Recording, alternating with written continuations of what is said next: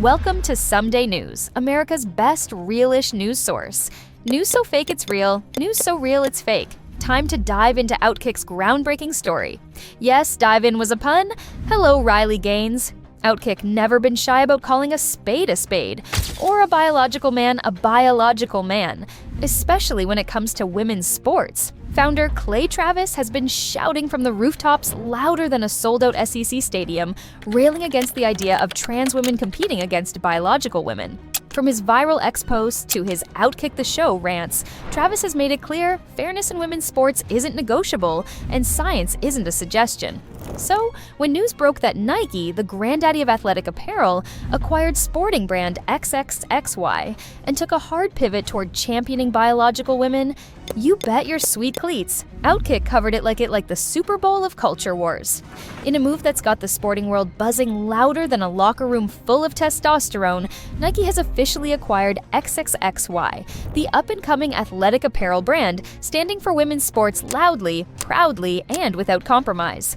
The deal, reportedly inked in the hundreds of millions range, is Nike's boldest play yet to dominate the women's sports market. But hold on to Tim's tampons, because this story's got more flow than a Quidditch match, and enough controversy to make your TikTok FYP look tame. The study that shook the swoosh, Nike, never one to shy away from stirring the pot, or the Gatorade, recently funded a top-secret study to answer the burning question: do trans women, biological men, have a competitive advantage over biological women in sports?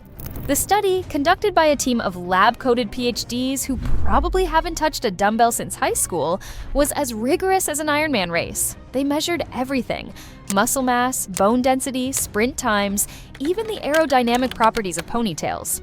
The verdict: trans women have an undeniable advantage in most athletic pursuits, from track to weightlifting to competitive hula hooping. Yes, it's a thing. This bombshell dropped just as Nike was in talks to sign 3 high-profile trans athletes: Lia Thomas, the swimmer who made waves bigger than a tsunami; Laurel Hubbard, the weightlifter who could probably deadlift a small sedan; and Blaire Fleming, the volleyball star whose spikes hit harder than a Karen, demanding to speak to the manager. Sources say Nike's marketing team was ready to plaster their faces on billboards with the tagline, "Just do it differently."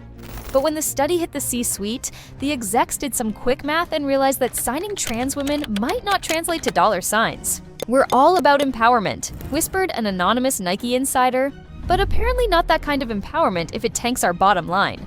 Riley Gaines and Martina Navratilova, the new faces of XXXY. Instead, Nike's pivoting harder than a Kyrie Irving's opinion about Jews. Enter Riley Gaines, the swimmer-turned-women's sports crusader who's been vocal about keeping women's competitions. Well, for women, Nike's reportedly offering her a multi-million-dollar deal to be the ambassador for XXXY's women's line, complete with a signature swimsuit called the Gaines Game Changer. The swimsuit, which promises to keep it fair and keep it fierce, comes with a built-in GPS to help you navigate woke minefields. But Nike's not stopping there. They're also partnering with tennis legend Martina Navratilova, who's been serving aces on and off the court for decades. Navratilova, never one to mince words, will headline XXXY's Real Women, Real Wins campaign, promoting everything from moisture-wicking leggings to sports bras that don't betray you mid-match. "Martina's the GOAT," said Nike's CMO. "She's got the cred, the grit, and the Twitter following to make this pop, tariff dodging and Quidditch dreams." Now, let's talk logistics. XTXY's apparel is made in overseas factories, where child labor's cheaper than a clearance rack tank top. But with tariffs looming like a storm cloud over a pickup game, Nike's got a plan to keep costs lower than a limbo stick.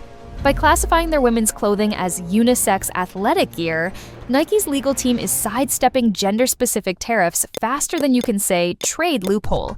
It's a move so slick it deserves its own highlight reel. Meanwhile, Nike's R&D team is quite literally balls deep in a project that's got the internet in a tizzy, designing Quidditch sticks for the Muggle world. Yes, you read that right. Nike's in talks with J.K. Rowling, controversial queen of Hogwarts and gender debates, to sponsor the first ever professional Quidditch league. The sport, which involves players running around with broomsticks between their legs, is already a hit at colleges and comic cons. Nike's engineers are working overtime to create aerodynamic carbon fiber Quidditch sticks that won't snap during a particularly aggressive bludger dodge. "We're revolutionizing the game," said a Nike spokesperson, adjusting their wizard hat. And yes, JK's thrilled. She's already designing the team uniforms. Trump's tweet and the political playbook. The acquisition and Nike's strategic pivot have drawn cheers from an unlikely corner, President Donald Trump. In a late-night X post that racked up more retweets than a cat video, Trump declared, "Nike's XXXY deal is a great win for women's sports." Finally, a company upholding the rudimentary idea that there are only two genders. Buy Nike #MAGA.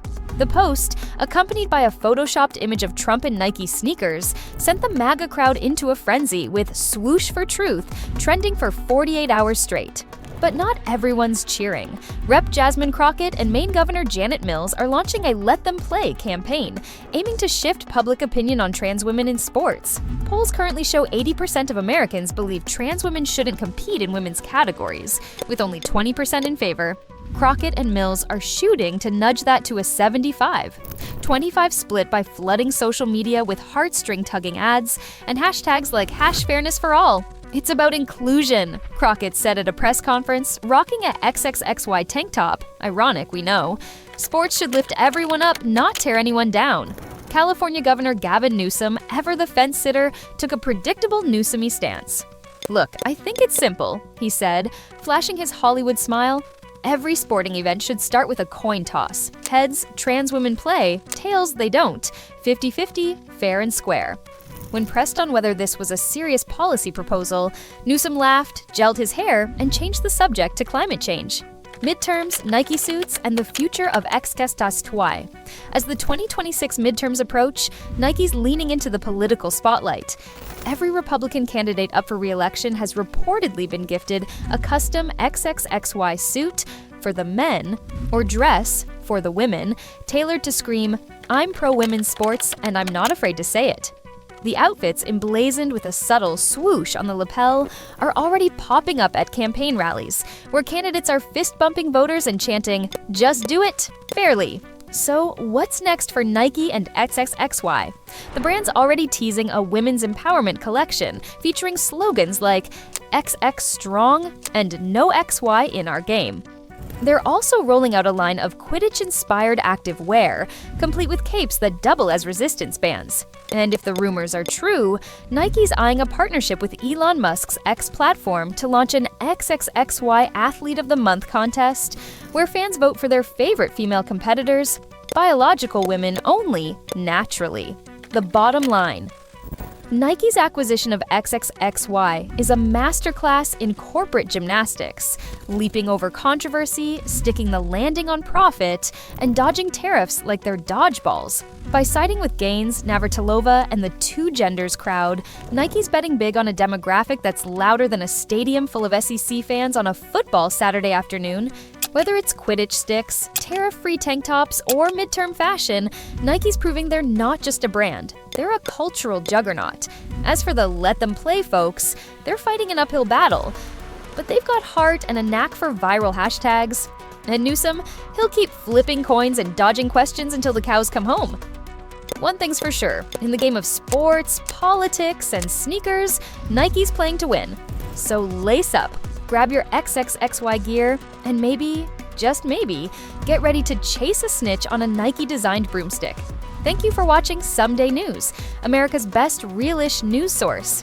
News so fake it's real, news so real it's fake. This will be news. Someday.